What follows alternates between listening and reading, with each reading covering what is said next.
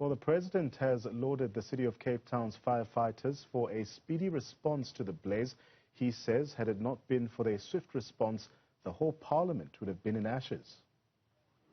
The praise and the applause must really go to the fire officials of the city. Let's give them a round of applause. They have done a fantastic job. Had they not responded in the 6 minutes that they tell me they responded with, I think we would be talking about the National Assembly and the Council of House of Provinces being in ashes, complete ashes. They intervened at the right time. It does seem like the sprinkler system did not work as it was supposed to, but their appearance and their coming here has saved a very important national asset of our government. Ramaphosa also adds that while the devastating fire is a major setback, parliamentary work will continue. This is devastating news. It's a terrible and devastating event, particularly after we gave the Arch what I would call the best send-off yesterday. Yesterday was a day crowned with celebration, a day crowned with sending off our beloved Archbishop, and to wake up to the devastating news of the burning down of the National Assembly of Parliament is just really a terrible setback to what we were basking in yesterday. Arch would have been devastated as well, because this is a place that he not only supported, prayed for, and wanted to see as the repository of the democracy that he worked so hard for. But notwithstanding the damage that has been caused to the National Assembly, the work of Parliament will carry on. The National Speaker is on her way from the Eastern Cape. She couldn't get a flight. She's now driving down here. I spoke to her earlier. She's making all efforts to be here. Let's return to Parliament's precinct right now, where we are joined by our reporter Nasiphi following that press briefing which was being led by the Public Works Minister Patricia de Lille. Nasiphi, we heard from de Lille as well as the Deputy Speaker of Parliament, Lechisa Tsinodi, speaking there and warning against any speculation relating to this fire, and also appealing for more patience as investigations continue.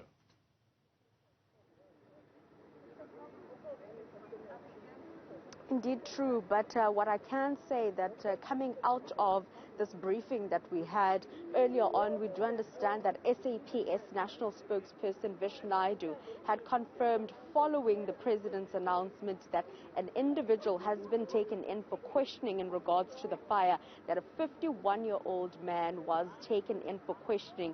However, now from the Minister of Public Works, we're getting an update that there is someone that is now arrested and the docket has been handed over to the Hawks.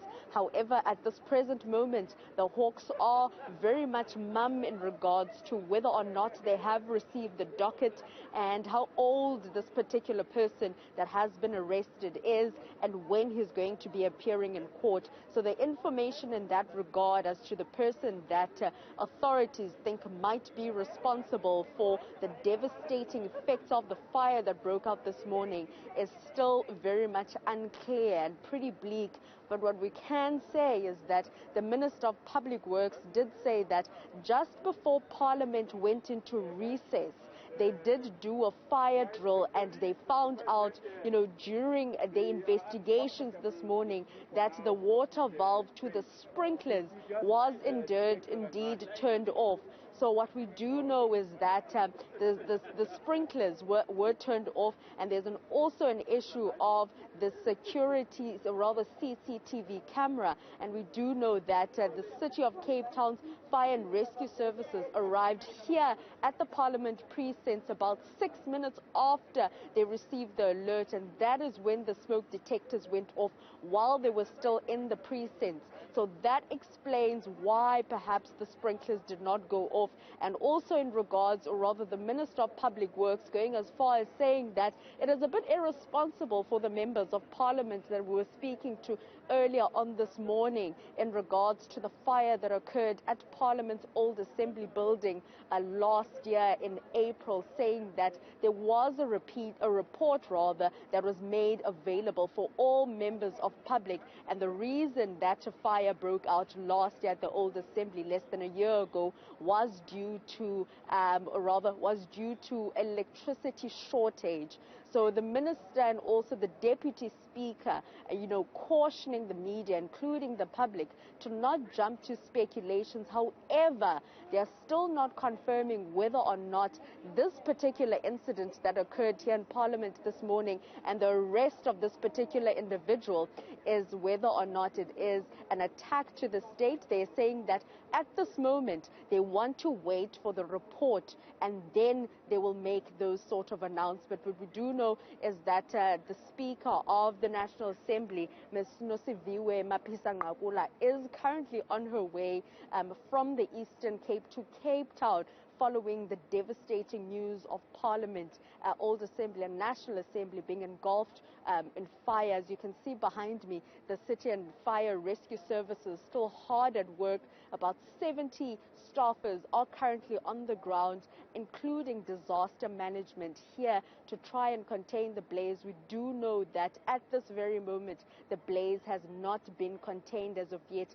Hearing from the spokesperson of the Fire and Rescue Services saying that the fire has presented a number of challenges for the staff.